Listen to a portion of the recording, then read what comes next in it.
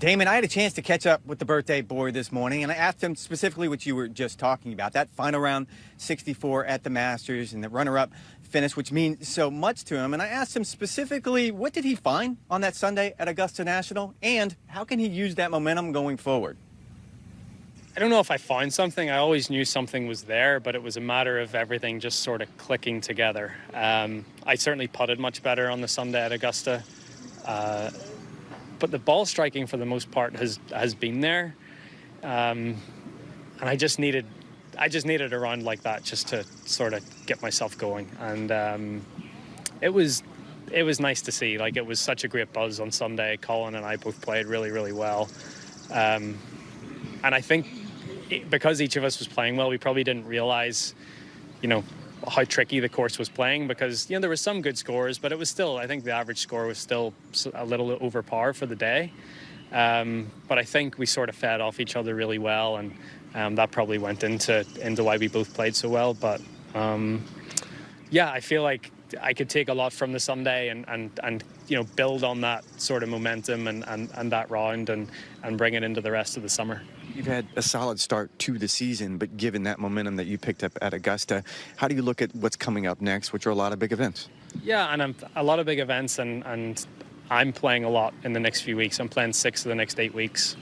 So it's a good time to be playing well and playing a lot of events. So, yeah, I mean, I don't feel like I need to do much different than I have been doing. The game feels there. Just keep everything pretty sharp. Keep the short game sharp. Make sure that I'm doing enough on the putting green, and you're just making sure that all aspects of my game that are there right now, I just make sure that I'm staying on top of them, especially in this period where you do play a lot, because you maybe don't get that opportunity to practice quite as much. So just staying on top of everything, and if I do that over these next couple of months, I feel pretty good about where my game is.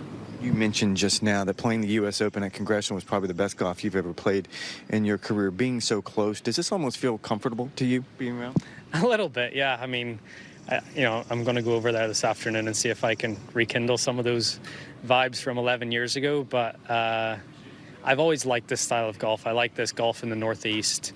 Yeah, I do feel comfortable in these surroundings. Whether that translates to good golf or not, you still have to execute. But yeah, I certainly like being back in this part of the world. And I also had a chance to ask Rory a bit of a broader question of a conversation that's going on tour right now, and it has to do with the fall events, and it's something that the PAC and the policy board has been looking into. And as a player director on the policy board, I asked Rory specifically what he would like to see happen to the fall events. What I would like to see the fall schedule look like is my preference, but I guess this is the hard thing, right? You've got 200 and whatever members that you're trying to keep everyone somewhat happy. Some guys really like to play in the fall because they feel like they get a head start in the FedEx Cup. The top guys like to feel like they have time off to actually have an off season and rest and prepared for the next season coming up.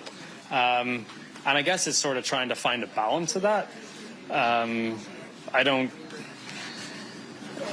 It's hard. It's very hard for me to stand here and say I'd like all the fall events to go away and play, 3 or 4 of these suggested tournaments that they're thinking about, because that's good for me, but that's not good for the entire membership. So, I have to try to look at things that are going to benefit the entire membership and the entire tour, and not just what benefits me or the top players. I think there's enough programs in place that benefit the top players right now. PIP program, the Comcast Top 10, the FedEx Cup bonus, all of those things are designed to funnel more money into the top players' pockets.